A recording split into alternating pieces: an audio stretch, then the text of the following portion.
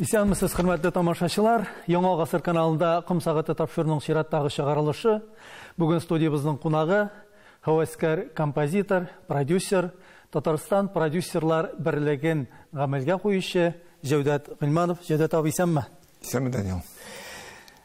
Җәүдәт абый, менә соңгы вакытта татар җыр сәнгатендә истә калырлык яңалыклардан дип әйтер идем.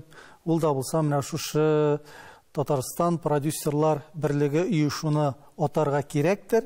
Бу яңалык әлбәттә киң җәмәгатьчелектә зур шау-шу, резонанс тудырмады. Бу инде аңлашыла да.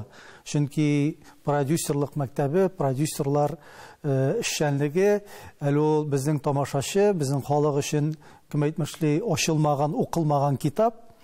Шул ук вакытта безнең әле бер катлам тамашачылар бу профессияга ничектер тискәре мөнәсәбәттә дә шундый фикерләрдә барлыкка килде. Менә ни өчен кирәк булды бу оешманы барлыкка китерү һәм сезнең максатыгыз нидән гыйбарәт менә бу оешмага керүдә? Беләсезме, без беренче продюсерлар менә ничек ул хәзер бар, бер 30 ел элек чыга башладылар. Шул ук Гансабый Сайфуллин, Марсель Иванов кебек кешеләр, алар менә беренче продюсерлар дип саныйм яны, Рөстәм Сарваровлар. Гәрчә ул вакытта продюсер сүзе булмаса да. Булмаса да, алар уже менә яшьләрне табып, нитеп, үстереп, менә шулай җырлар иде. Но нишләптер халык арасында, артистлар арасында продюсер ул карак. Менә карак. Ул сине алдалый, ул сине үстерми, ул сине теге чыгара да, алдалый да, ташлап җибәрә. Менә шундый ни бара. Ягъни аның белән акча эшли дә? Ие. Менә акча эшли. Шуңа күрә менә бу үзебезне ничектер яклау өчен менә Рифат Ахмедович Фаттахов, Рөстәм Сарваров, Айгөл Зайнуллина, мин шулай җыелыштык та шундый союз иштырга булдык. Үзебезне якларга. Шул вакытта ул безгә күбрәк ни бирә, киңрәк мөмкинлекләр бирә эшләргә. Без инде хәзер союз булгач төрле җиргә кирә алабыз. Теге син бер кеше Фаттаховмы, Сарваровмы, Гильмановмы, Зайнуллинмы бер кеше түгел, без уже оешма буларак җырлыйбыз. Шуның өчен оештырылган әйбер бу. Менә үзебезне яклау һәм эшкә безгә булышу өчен. Рөстәм Сарваров та, Рифат Фаттахов та, һәм әйтергә кирәк, аларның һәрберсенең менә шушы продюсерлыкка килүдә үз юллары, үз сукмаклары бар. Рифат Фаттахов инде ул ялгышмасам студент елларыннан администратор булып концертлар оештырып йөргән, аның биографиясеннан билгеле шулай бит. Рөстәм Сарваров шулай ук музыкант, җырчы, композитор буларак инде аның кул астында эшләгән җырчылар булды. Айгөл Зайнуллина әле ул мөмкин яшьрәк буын дип әйтик инде җырчы. Сез шулай ук менә заманында администратор сукмагыннан атлап киткән. Менә бу юнәлешкә кирип китәргә дип әйтик инде. Сәхнә юнәлешенә, иҗат юнәлешенә кирип китәргә нәрсә әйтергә бирде сезгә тормышта? Сез бит сәнгатьтән шактый ерак торган кеше тормышта. Шулай инде, менә син аны оныткансыңдыр инде. Әйдә искә алабыз, Көпер пишмагы театры. Әйе. Көпер пишмагы. Син анда уйнап җырдың. Булдан дип вакытлар. Икенче кеше сезнең инде Азат Низамиев. Без аның белән якташлар, авылдашлар. И мин ул вакытта КХТда эшлим. Ул миңа әйтә: "Син бит җырлыйсың бит инде. Әйдә башың теге вакытын бушка уздырып җөрмә инде. Мен сиңа билетлар, мен сиңа афишлар, безнең концертларны иштыр инде" диде ул миңа. И мин бернәрсә аңламыйча, белмичә алдым афишларын, алдым билетларын. Новочебоксарск шәһәрендә, шәһәрләрдә бит әле ул авылда да түгел. Ишкарла шәһәрендә иштырдым Гайфулла Абзаловның аншлаговый, дөрестән дә истә булса, аншлаговый концертлар иштер. Менә шундан башлаган әйбер инде бу минем. Ягъни сине тоттылар да суга ыргыттылар, йөзә белмәгән килеш. Ие, менә мин шулай дип. Йөзеп чыгасыңмы, юкмы? Минем бажай Асхат Исмәтов, Камал театры артисты, Татарстан халык артисты инде. Ул моның турында ишетте. И бу миңа без сезнең белән бардык яз көнне, бу җәй көнне килде дә миңа не ди, бажай ди, безнең Камал театры җәй саен ди 8 спектакль бирергә тиеш ди, Шепский. Бу районнарда. Районнарда инде. Иштырмыйсыңмы, син бит иштырып йөрисең икән ди. Мин тагын җүләр инде. Алдым бит билетларын, афишларын алдым да киттем иштырырга. И Бәрәңге районында миңа әйттеләр, Бәрәңге район бар, анда халык җыри диделәр. Бәрәңге районы, Биектау районында мин аларга 8 мәхәббәт карагы дигән спектакль белән мин анда шуны иштырдым мин. Әле мин ул вакытта КХТИда эшлим. Ул КХТИда эшлим, мин ведущий инженер, кафедра инженерной экологии. Менә ул чорда җәдә табый сезгә администратор буларак нинди җаваплылык йөкләнгән иде? Төп җаваплылык нәрсә? Халыкны җыюмы, билет сатумы? Сезнең вазифа нәрсәдән гыйбарәт булды? Хәзерге белем булса, мин ул вакытта алынмас идем. Мин ул вакытны белмидем. Мин бу вакытта мин уйлыйм шулай гына. Билетлар илтеп бирдең, афишлар илтеп бирдең да, шуның белән иште. Всё, бетте ул дип да. Халык шулай да килә дип. Шул вакытта Бәрәңге районында спектакльләр куйганда миңа килде глава. Менә ди Салаватны инде 5 тапкыр Салаватны чакырдык, килми ди безгә Салават ди концертлар белән булмас микән. Ул вакытта миңа что Салават, что Фирдәр Муртази, мин аларны белмим дә, мин бит Казан җегете. Татарча да рәтләп сөйләшмим. Хәзер киттем бит. Эзләп Салаватны. Эзләп Салаватны. Мин бит инде Камал театрына ниләр иштырдым, мин ишеттем, миңа әйттеләр, Салават килергә тиеш театрга. Шамил Зинурович мине кертеп җибәрде, Салават белән таныштырды. Мин Салаватны мәйтәм шулай. Юк, бармыйм, анда җырак ди. Мин әзгенә хәйләкәр ясадым, диге хәйлә. Мәйтәм, син битте менә Чаллыда тора ул вакытта. Син мәйтәм Чаллыда 2 ел кайтып җирисең. А монда бит 120 генә дим километр. Шулай гына дим ни, мәйтәм, конечно. Мәйтәм, топ торуга 120 километр гына, но әйтмәдем. Юл юк, урман аша барырга кирәк. Шулай итеп, мин аны без шул 94нче ел октябрь айында Салаватны алып чыктым. Мин беренче тапкыр зур гастрольләр белән Салават чыкты минем белән. Мары якларында без аны барып кайттык. Сез бит техник белемле, музыкаль юнәлештә укымаган продюсер. Шулай ук Рифат Фаттахов та, аның музыкаль белеме юк. Яра Рөстәм Сәрвәров, анда Айгөл Зайнуллина, аларның ниндидер музыкаль күзаллаулары бар. Ә менә музыкаль белем булмый торып, сиземләү ул менә ничекрәк барлыкка килә? Алла биргән әйбердер инде. Менә мин тыңлыйм җырчыны. Миңа кайсы вакыт әйтәләр, Илгәрәй үпкәләмәстер инде миңа. Мин аны алып бардым, 12 яшьлек, 13 яшьлек малайны алып бардым Барс Рекорд студиясына. Миңа әйттеләр, "Табай китәле монда, җырчы түгел бит инде бу." Вот ул вакытны минем ачуым чыкты. Мин чыктым да Илназ белән чыраштык та, мен әйтәм, "Илназ дим, давай, всё." Ул бер ел вакыт үткәндер инде, шунда менә бу әйткән сүздән соң. Мен әйтәм, "Илназ, син хәзер инде 14-15 яшьлек малай. Мен әйтәм, боең да бар, матурлыгың да бар. Давай, менә бер 13, 14, 15 яшьлек кызларга җырлар язабыз. И шул җырлар белән, шул кызлар белән, шул менә бу чыр җегетләр, кызлар белән үсәсең син." Шулай килеп чыкты да аның. Бүген көндә ул танылгандыр. Син бит инде Шепчи Казан егете, Шепчи урыс мәктәбендә укыгансың. Казан химия технология институтын тәмамлап, әле шунда шактый гына еллар бу эшкә керешеп киткәнче инженер булып эшләгәнсең. Менә бер карасаң, сәнгатьтән шактый ерак торган Казан егете, менә сәнгатькә, татар эстрадасына нәрсә тарта сине? Мин институтта укыганда, КХТИда укыганда, мин булган, мин уже үзем куйдым. Профорг дисеңме, организатор дисеңме. Мин ул вакытта ярата идем инде менә. Кешенең туган көне акча җыеп, ни бүләкләр алып, әйдә, тигендә барабыз, монда барабыз, менә теге без институт бетергәч, мине иштырдым, зур итеп теге. Ягъни культура масса эшләрен оештыручы, культ масса дип әйтәләр бит әле. Шулай белән яратайм. И монда мин эләктем, минем гороскопта язылган 35 яшьтә синең бөтен эшең борыла да икенче якка китә дип. И шулай итеп минем бит инде диссертация язар иде. КХТИда. Диссертация язар иде.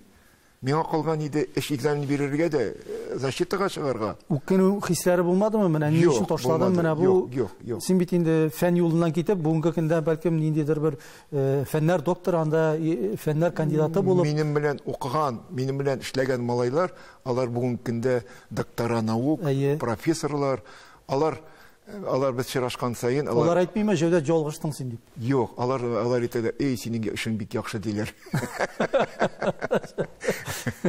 Артистлардан менә әле минем хәтеремдә Дарина Фәрхетдинова дигән кыз. Ни өчен мин аны исемдә фамилиялы әйтәм? Фәхретдинова. Фәхретдинова, әйе.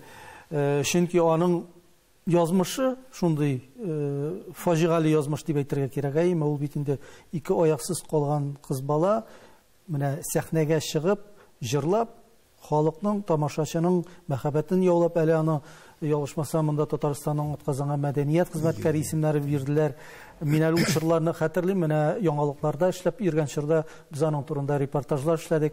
Менә бу кызны сәхнәгә чыгаруда сезнең ролегез, сез аның белән ничек очраштыгыз һәм нинди килтәләр аша узарга туры килде бу баланы чыгарырга сәхнәгә?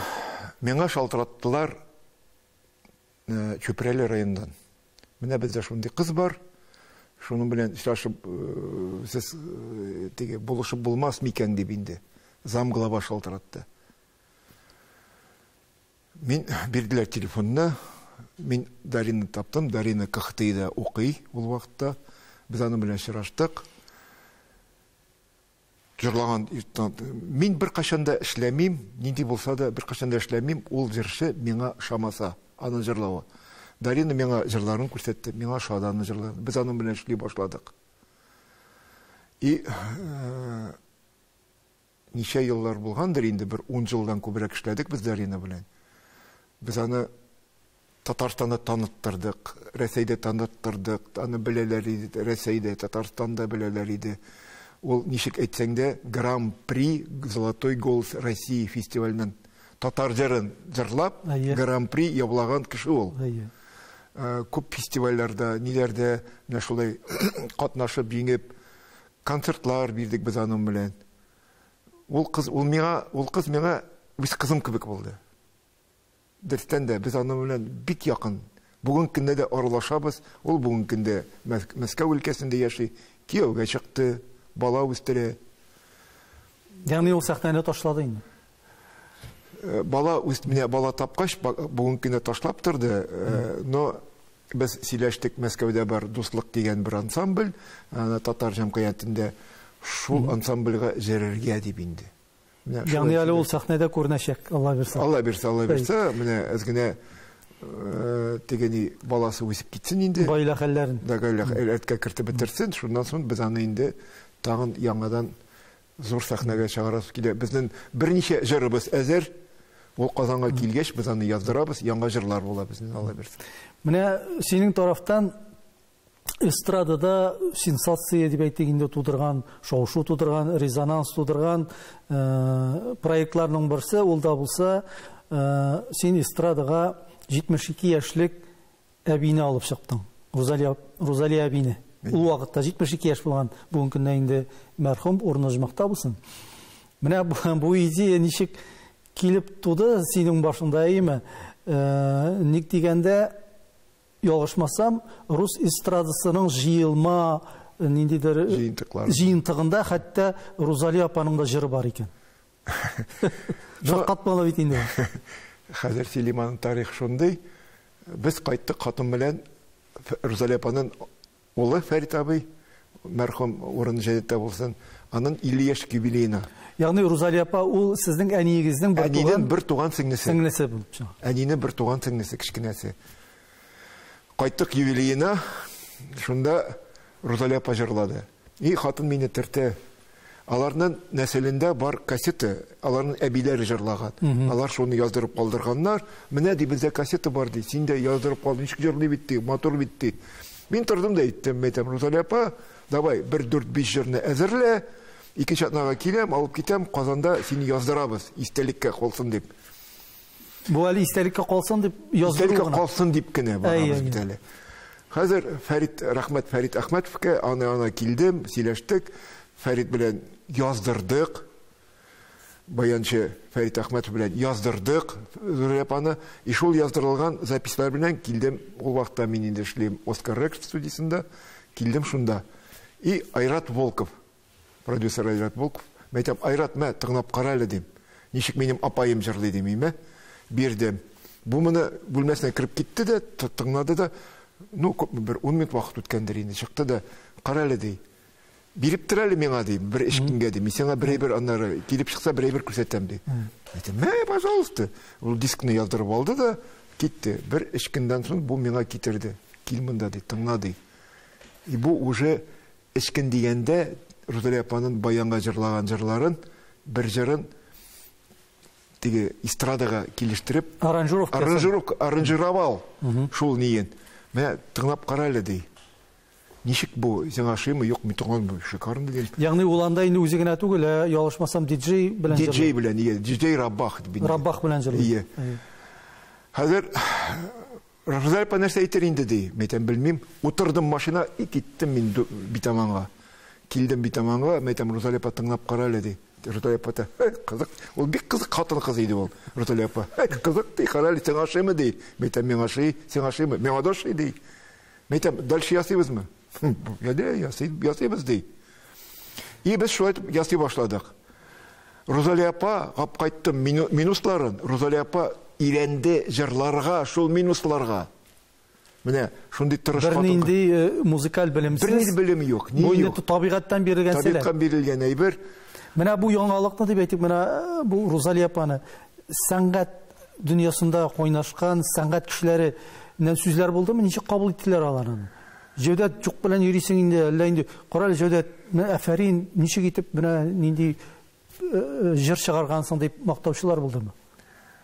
Хәзер 7 йылдыз фестивале зур итеп уздыралады. И Розалия апаны чакырдылар, бер бүлмәдә Хания Фәрхи белән. Ул бик каты ярата иде Хания Фәрхине. И булар эләктеләр бер бүлмәгә. Розалия апа җырлады сәхнәдә, шау кутарып җырлады. Менә бөтен залны бастырып кул чаптылар.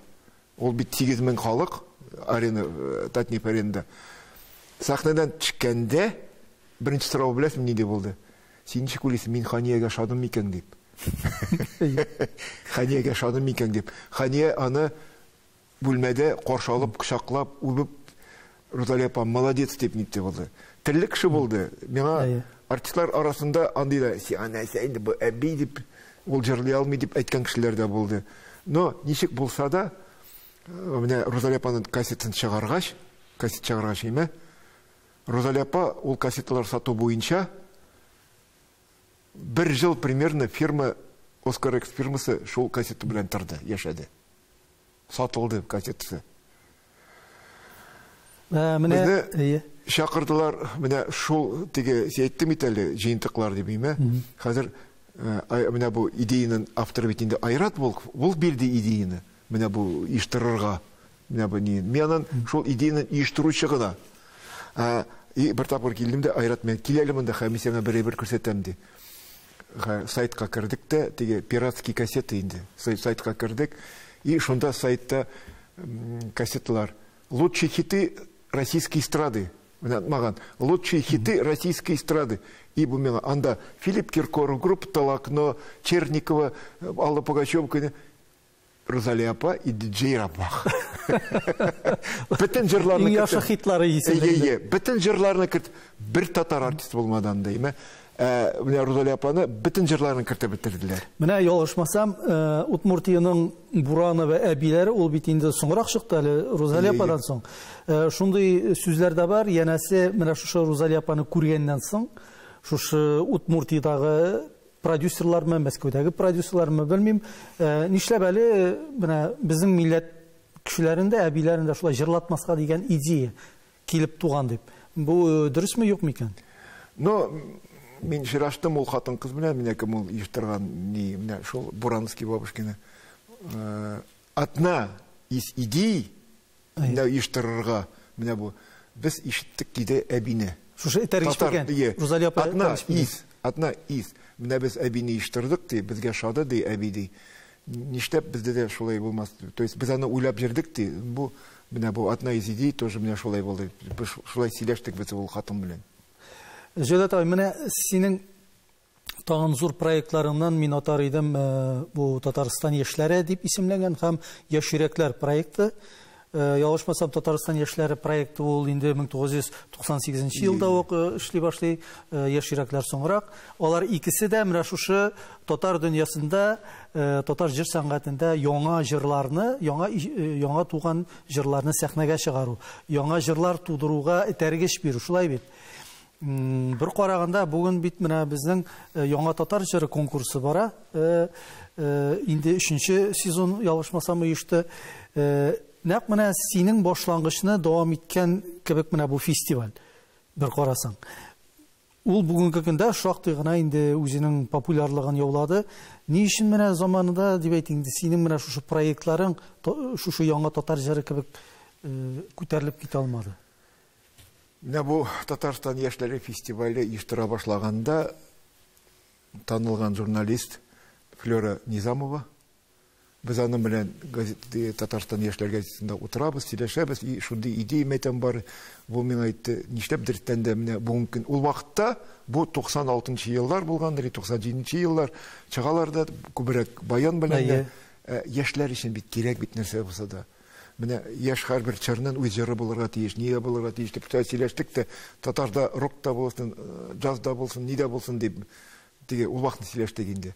И менә шуннан соң оештырылган менә бу башланды инде бу оештыру.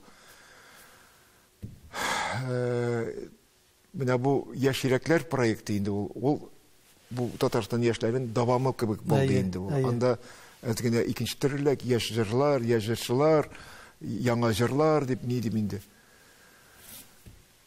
Нинди айырма бар безнең менә бу яңа татар җыры.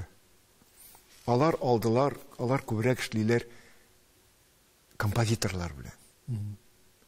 Анда композиторлар җырларын җибәрәләр. Мин анда бер тапкыр да җырларын җибәргәнем дә юк, җибәрмим дә. Чөнки мин үз урынны теге хәвәскәр композитор. Мин үзем композитор, мин газетта язган бар. Мин мырмыр композитор. Мин бер инструментта да уйный алмыйм. Мин бер нотын да белмим. Менә шигырьне укыйсың, әллә кайдан килеп чыга, башка суга. Мин аны ия алмыйм да. Мин бөтен шәйтан, мин мырмыр композитор. Мин анда бирмим дә, чөнки мин үз урынны беләм. Минем җырларны җырлыйлар, Аллага шөкер. Миңа киләләр җырчылар. Мин яратмыйм эшләргә теге танылган артистлар белән. Ни өчен? Алар сөйли башлыйлар теге. Әйдә, менә монда үзгәртергә кирәк, нигә? Мен әйтәм һәрвакыт. Мин сезгә сөяк бирәм, итен үзегез сәгез. Ничек телисез, шулай үзгәртегез. Идеяны бирдемме, калганны үзегез эшләп бетерегез. Ни өчен җырчыларга, ни өчен музыкантларга түгел, Җәүдәт абый? Чөнки җырчылар алалар, аннары бирәләр үзләре музыкантларга. Ягъни алар монда инде Ие. Шуңа күрә миңа киләләр яшь җырчылар. Минем җырлар белән күп артистлар танылып киттеләр, әйтә алам. Теге әйтмим кайсы артистлар дип. Алар үпкәлиләр анда берергә. Но минем бар менә аның беренче җыры шулай теге удачный дип әйтәсем килә. Шуның белән уңышлы җыр, шуның белән чыккан җырчылар бар. Менә андый артистлар бар. Менә бүгенге көндә шундыйрак күренешкә тап булырга туры килә. Акчалары булган башкаручылар дип әйтик инде, тавышлары юк. Тавышлары булган җырчылар үсеп килүче, акчалары юк. Теге башын алса кыйрыгы ябыша, кыйрыгын алса башы ябыша дигән әйтем бар бит әле чыпчык турында. Шуның кебек. Әлбәттә инде монда теге акчасы булганнар бүгенге көндә эстрадага үтеп кирергә, анда башка радиога үтеп кирергә аларның мөмкинлекләре зурак. Алар инде мөгаен теге продюсерга бик мохтаҗ да түгелдер. Ә менә бернинди матди мөмкинлекләре булмаган, шикләнгән талантлы яшьләрне ничек күтәреп чыгарырга? Мәсәлән, син бит инде продюсер буларак, син бит бер үк вакытта банк хуҗасы түгел. Чыганакны каян табарга? Матди ягын каян табарга? Моның технологиясе ничек? Менә шуның өчен продюсерга кирәк бит инде, кайсы бер җырчы уйлый, профессор это спонсор дип. Продюсер это спонсор дип уйлый. менә миңа шундый кешеләр әйткән бар име, ну син бит инде продюсер, син миңа акча кертергә тиеш. Син миңа акча, мин үсәм, аннар сиңа акча кайтарып бирәм. Обычно алар үскәч алар таялар. Ну, барбар бит инде Җәүдәт абый башлангыч капитал булырга тиештер. Менә син нәрсәгә таянасың дип әйтик. Ну, беренчедән мин аларга җырлар табам. Җырлар табам. Җырлар тапкач, менә шул җырларны тырышабыз бөтен социаль челтәрләрдә, ниләрдә таратырга. Икенчедән, син ничек матур җырласаң да, син үзеңне сәхнәдә тота алмасаң, син беркемгә дә кирәк түгел. Бик күп бетерәләр. Бик күп матур җырлаучы кешеләр. Ну, үзеннән шуңа күрә мин аларны авыллар буенча зур сәхнә, миңа әйтәләр, тегени зур сәхнәгә күтәрергә кирәк. Юк.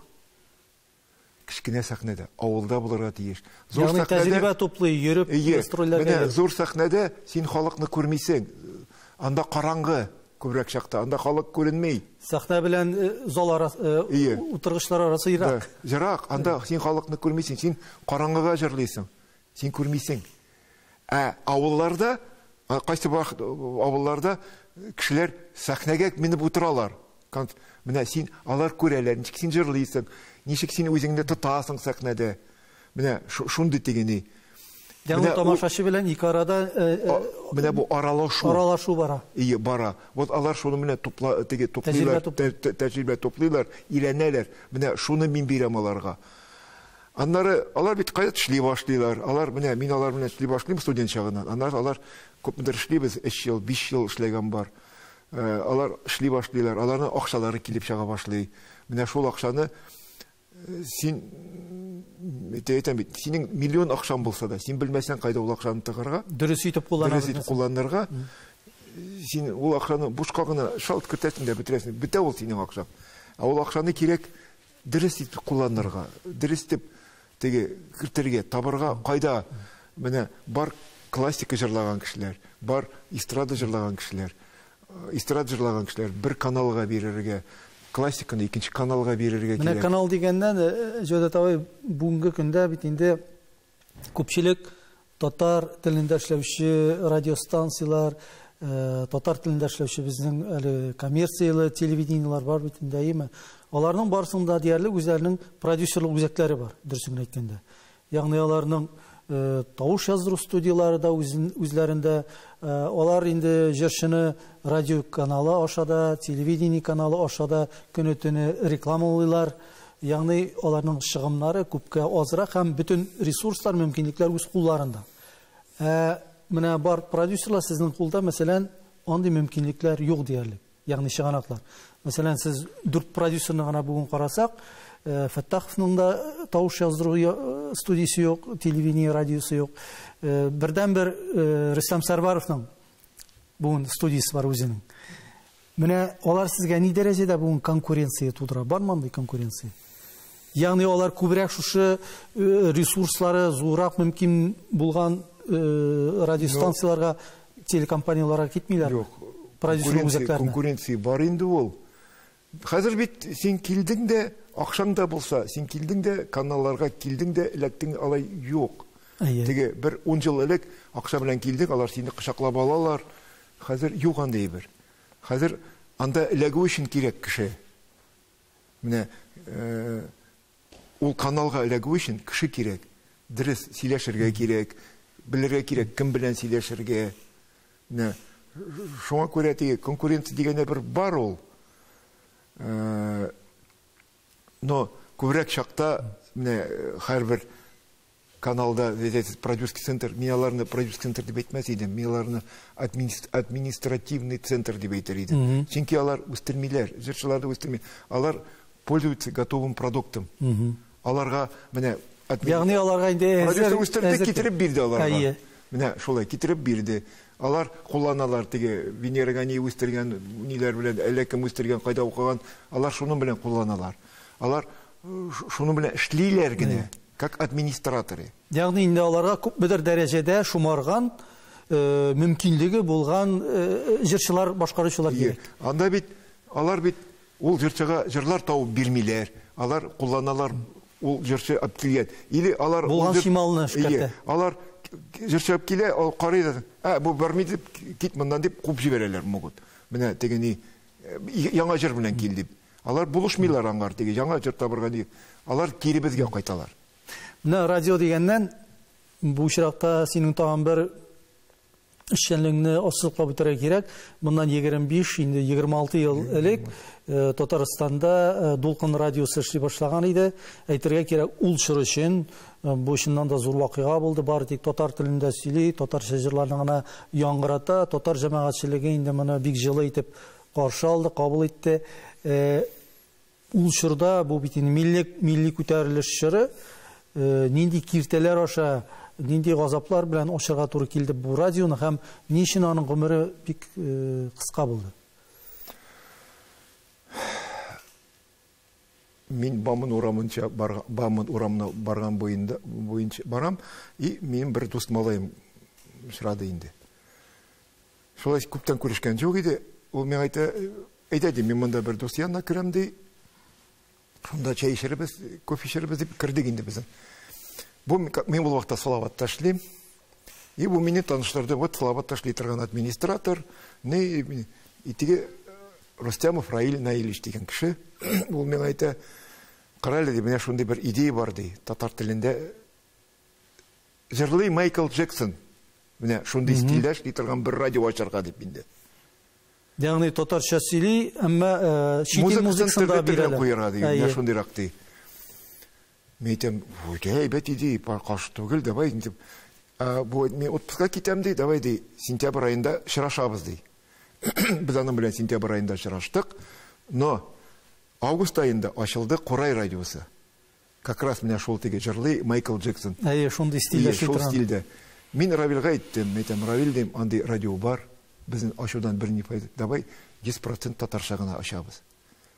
И біз мен шол радио бойынша жүгіріп жері башладық. Бик зор рахмет мәрхум Фандас абай Сафиевленға, Туфан абай Миннуленға бик көп күштілер кірттілер, бик қаты болыштылар бізге. Біз президент қақыл барып жеттік, мен шондай радио, бик көп кіші бізге болышты, бик көп кіші көп ешкілеріні аштық біз шол идея біле. Но шолық уақытта бізге әйтуші кішілер болды. Сега нәрсеге енді бұл татар тілінде әшлей тұрғаны радио. Да чего это, вас никто слушать не будет, дейме шондайрақ болдылар, еме? Түрлі кішілер болды. Татарлар арасында да керек түгілі біз әбеттен теге не бар, Татарстан сели, шол радио бар, шол жеткен деп енді. Сізден теге не будет пользоваться успехом деп енді, но нешік болса да біз аны 8 ай жүгіріп жердік біз, 8 ай дегенде біз ол радионы аштық. 1 март күнні 97 елда ол ішлей башлады. Біз аны ашқанда қайбет волнаны алдық, қазір алып барушылар керек. Қазір мен кеттім газетлар бойынша, нелер бойынша сөйлешерге енді. Реклама берерге жиябыз деп. Реклама бердік, біз ойладық енді өзі біші бір 30 кіші келер деп, 40 кіші келер деп енді диктор ішіне келерге деп. Данил, шанасым yok mu? Bir 300-400 kişi келгендер. 2 күн сайлады. 2 күн сайладық шолар неме. И шолар арасында міне бүгін күнде Гүлназ Гениятова, Дилбер Фәйіз, Алмаз Мустафин, Көкмарада қазір яшәүші, Алмаз Миргаязов, міне алар бірінші Гүлнере Абдулла, алар Фәнил Жиханша, алар енді соңырақ келді. Алар Фәнил Жиханша, аннары көп мүдір ішләгәш бізге біз аңладық. Бұлар бит ешлер бит, алар ішләп білмейлер. Бізге бір не керек, бір тәжірибәлі бір алып барыш керек. Сөйләштік Гүлнар апасы Анатолийны біле. Аны шақырдық. Ол бізге аңар мәрхүм орын жәннәттә болсын. Ол бізге бик қаты болышты. Менә иретті оларны чиктиләргә, нитерге алып барырга. Аннары мәрхүм демәйтәм инде. Габдрахим. Ол анар соңра ол келді. Менә бу радио ол яғни ол бүгінгі күнде өзіндерінің исемдерін білдірген журналистларға, ол вақытта алып барушыларға енді профессияда өзлерінің сұқбақларын салар үшін ендер бір зор этәргеш болды. Шулайда радионың мына бұл ябылуы ол бетінде нәрсәгәдер сәбәпші болғандыр, аның язмышы нешләп менә шулай қысқа ғұмырлы болды, нешләп кете алмады ол? Мен анда 3 жылға якын эшләдем дә, мен киттем. Ябылганда мен эшләмәгән идем. Но алар җитәкчеләре әзгенә дөрес юл белән китмәделәр. Ул вакытта мин әйттем, администрациягә барырга кирәк, администрация белән сөйләшергә кирәк, алар белән итәргә кирәк. Чөнки кешеләр килделәр администрациядан, шәһәр администрация килделәр, Кабминдан килделәр безнең. Менә әйдәгез, акча кертәбез, нитәбез. Ягъни бу шәхси радио ул дәүләт структураларына таянмады инде. Юк, таянмады. Буларның акчалары җитмәде. Аннары тартып барырга көч җитми. Тартып көч юк, көч җитәр иде. Аларны әзгенә алар белән дөрес ясамадылар. Алдаладылар дип әйтергә була. Анда бит инде тендер дигән әйбер бар. Аларга әйттеләр, шул көнне килергә тендерга дип. Тендерны уздырганнар. Бер көн алдан. Булар килделәр, акча белән тендерга килделәр. Тендер кичә булды дип әйттеләр. Менә шуның белән ул ябылды. Мин әйтәсем килми, кем иштирде моны нетер. Но менә шундый ана әзенә алда тарих үзе да шул ни бу. Шуның белән ул ябылды бу. Но шуны әйтәсем килә. Менә күп хаталар ясалган иде ул, аны ачып җибәргәндә, күп хаталар. Бүген көндә бөтен эшли торган бу Болгар, тәртип, китап, FM радиолар, алар баралар уже менә бу дулкын радио ачкан юл буенча. Алар уже аның хаталарын карап, күреп, сукмак салып калдырдылар. Сукмак калдырды дип әйтәсем килә. Алгоритмнарын күрсәтәләр. Алгоритм буенча баралар алар менә. То есть ул радионы эшләвенең бушка булмады. Ул күп әйбер дөрестән дә ул вакытта бер вакыт эш илтә белән килсәк, безнең ишек төбендә басып тора бер төркем кеше. Коробка әйбер белән. Кимсез? Цумнан директоры үзе килде. Безгә китерде. Радиолар ниләр дигән, күчтәнәшләр китерде инде эшләргә дип. Сырыбыз нәрсә өчен? Безнең складта бик күп диге FM бална радио ниләр җыелган иде, алмыйлар иде ди. Дулкын эшли башлагач ди, авыллардан килә башладылар ди. Радио алгач ди. Складны бушатып бетердек ди, сатып бетердек ди, складта булган бетәберне ди. Кешеләр киләләр ди, нәрсә өчен аласы сорагач ди, дулкынны тыңларга дип ди. Менә шундый кызык әйбер булды. Син берникадәр әйтеп киттең, җәдәт абый, мин мырмыр композитор дип әйеме. Менә бүген профессионал җырчылар, профессионал композиторлар тарафыннан шундый тәнкыйть сүзләрен еш ишетергә туры килә. Без эстраданы үзешчәннәр дәрәҗәсенә төшереп бетердек дип әйеме. Менә сез үзегез әйтәсез, мин үзешчән көй язучы, композитор. Менә мондый тәнкыйтьләргә нәрсә дип әйтер идегез? Бүген көндә 90% җырлар татар сәхнәсендә хәвәскәр авторларныкы. 90% җырлар, аларның менә бу калган 10% ул татар халык җырлары, 5% безнең профессионал җырчылар, теге композиторлар җырлары. Но 90 булмаса 80% точно бар инде. Ниме? Ну нәрсә әйтергә була шуннан соң? Җырчылар алалар үзләре шул җырны, үзләре җырлыйлар. Алар бит бармыйлар теге профессионал композитор, ана баралар минем кебек кеше янына. Икенчедән, хәвәскәр композитор ул теге авылда үсеп җиткән, үскән, ни түгел, теге баянист кына түгел ул, теге тракторист кына түгел. Менә әйтик, Фирдәш Муртазин, Азат Хусаинов, алар статус буенча хәвәскәр композиторлар. Әйе. Чөнки син профессионал композитор булу өчен син консерватория бетереп, әле консерватория бетергән кешеләр дә хәвәскәрләр дип санала. Чөнки аларның дипломнарында композиция дигән әйбер юк. Менә шул име? Мин шул әйтеп саныйм. Менә бүгенге җырлар, алар бүгенге көннең җырлары. Син шул җырлар әйтәләр, менә илек вакытында нинди җырлар булган, но бит алар беләләрме, белмим. Менә бу теге вакыттан калган җырлар, алар нинди иләк аркылы чыгарылган җырлар. Алар бит еллап теге җырланган, иләк аркылы чыгарылган җырлар. Монда да булыр, монда да кала җырлар. Син бит бүгенге көндә Безнең күрше республика белән аеруча тыгыз элемтәдә Мари республикасы белән. Ялгышмасам, сиңа Мари республикасының атказанган мәдәният хезмәткәре исемен дә биргә җыеналар. Менә бу Марилар белән, Мари халкы белән дип әйтик инде бу очракта, әйме? Алар белән синең менә бу иҗади дуслык ул каян башланды? Ничек аңлатырга менә бу дуслыкны? Нәрсәгә нигезләнгән ул? Беренчедән, Битаман авылыннан бер күрше Мари авылы 1 километр. Әйе. Аларда теге төнне кайсы вакытны анда этләрнең тавышлары ишетелә Битаман авылында. Икенчедән, 2004 елда минем туганнар бар Ишкалга, мин килдем дә иншептер башка керде, менә Мари телендә бер кассет сатып алырга дип инде. Бөтен шәһәрне җырып чыктым. Таба алмадым. Сатучы кеше әйтәләр, бик сорыйлар ди. Мариша җыр юк. Мариша юк ди. Сатуга китерәләр кайсы вакытны ди, ул бик тиз сатыла ди. Кайттым да, ул вакытта мин эшлим Барста эшлим. Кайттым да, Фәрит тәш кайтам, мәйтәм, Фәрит дим. Целина не паханы, мәйтәм, давай киреп карыйбыз шул нигә. Анда да бит интуиция. Мен әйтә киреп карыйбыз, Фәрит әйтә, юк инде бит, мәйтәм, мин сиңа точно әйтәм дим.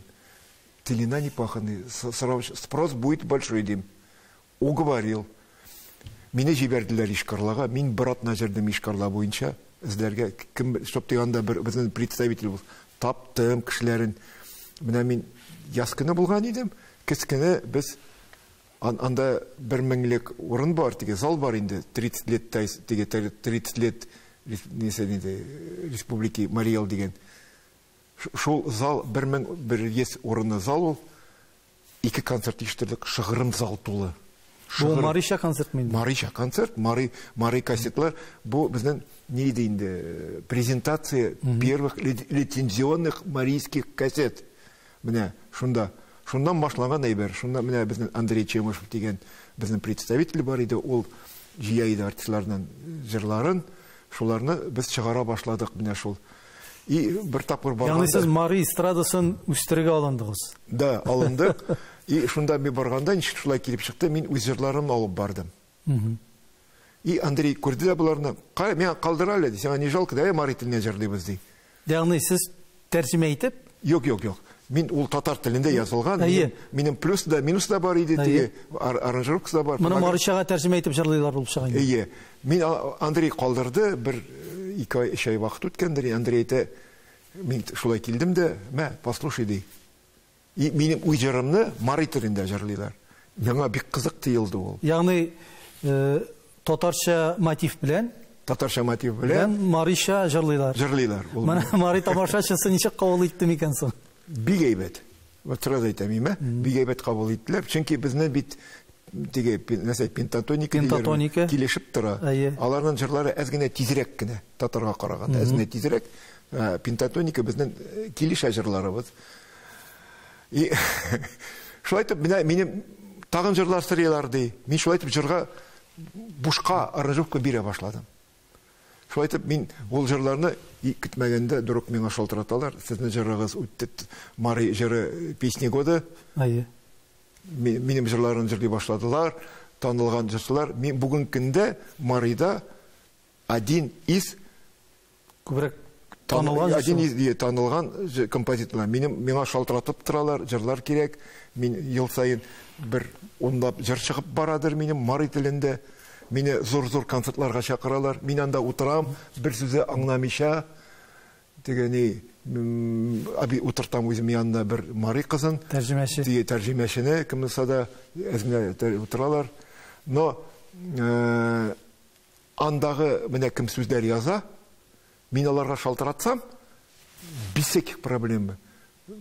Дигәни сразу риза минем белән эшләргә.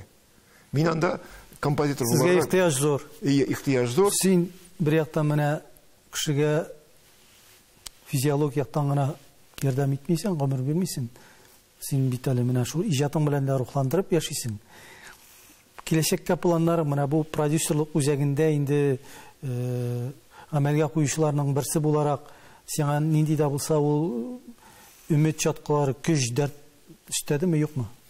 Бар инде мин беренче дәрәҗәсен истәде. Мин хәзер авызын тутырып әйтә алам, что дигәни член правления Союза продюсеров Рәсәйдә бердән-бер оешма Рәсәйдә, бүтән юк Рәсәйдә. Без беренче булдык татарлар, без алга, без булдырабыз. Фестивальләр буенча, менә аны хәзер әйтергә буладыр инде. Бик минем әти Теләче районы. Ылы Теләче дигән авылдан, күрше авыл Җири дигән авыл, аның икенче ягында Караштау дигән авыл, шул авылны туып үскән безнең танылган җырчыбыз Таһир абый Якупов. Менә мин күптән түгел барып кайттым администрациягә Теләче районы. Аннары менә бу Иске Җири авылының зав клубы Равил гафу ит инде исемен. Равил бинде. Менә алар белән сөйләштек, и шул Таһир абый Якуповның фестивален оештыру турында. Без бит якташлар. Якташлардан гына бигрәк шуннан да бу зуруш дип әйтерим мин Җәүдәт абый, чөнки Таһир Яковның исеме аның бүгенге көндә онытылганрак, аңа игътибар азрак, әмма дә ләкин ул менә татар җыр сәнгатендә үзенең дәрәҗәсен булдырган, үзенең исемен таныткан, үзенең тавышы белән халыкны тәрбияләгән иң зур җырчыларның берсе булган бит заманы. Шулай инде, менә аннары бит ул Таһир абый, ул бит аның белеме булмаган. Ул хәвәскәр. Белеме булмаган. Һәм бик тыйнак. Тыйнак кына, шуңа күрә без бу фестивальне дә хәвәскәрләр өчен күбрәк оештырасыбыз килә. Дөрестән дә авылдан чыккан, нидән чыккан, менә шуларны чакырып, әйтик, Рашид Вакапов фестивальне анда инде укыган кешеләрне чакыралар. Алар консерватория, университет культуры менә шунда укыган кеше. Анда син теге хәвәскәр җырчы син эләгә алмыйсың. Ә без менә бу алардан аерым булу өчен менә бу хәвәскәрне чакырып, шуларны җырлаттырабыз килә. Бирсен Ходай, Бирсен Ходай менә килеп чыксын инде, кем белгән нәрсә бу теге бер әйткән сүз ешсын гына инде дип, менә шулай итеп өметләнеп калабыз. Башланган эш беткән эш дип әйтәләр бит татарлар. Да, шулай. Шуңа күрә бик зур рәхмәт җылы әңгәмәң өчен, Җәүдәт абый. Сиңа инде тормышыңда да, гаиләңдә дә һәм әлбәттә менә шушы иҗади башлангычларыңда һәрвакытта уңышлар юлдаш булсын. Исән сау булыйк. Күршегәсен. Күршегәсен. Сиңа Данил бик зур рәхмәт чакырган өчен, бик зур рәхмәт. Сау булыгыз, шуларга хәтле.